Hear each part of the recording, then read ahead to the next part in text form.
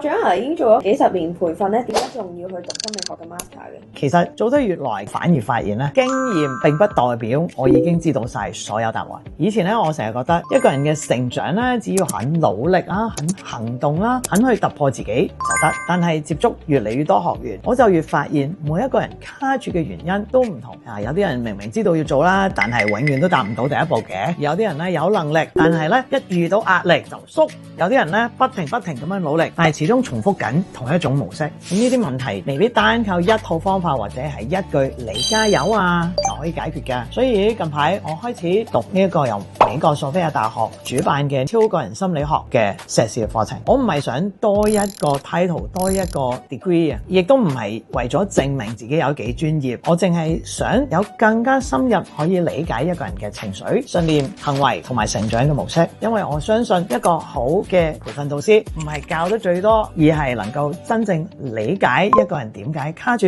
再用適合佢嘅方式陪佢一步一步向前行。所以咧，我所有學到嘅一切，最後都係希望可以帶翻俾 MAD 嘅每一位同學。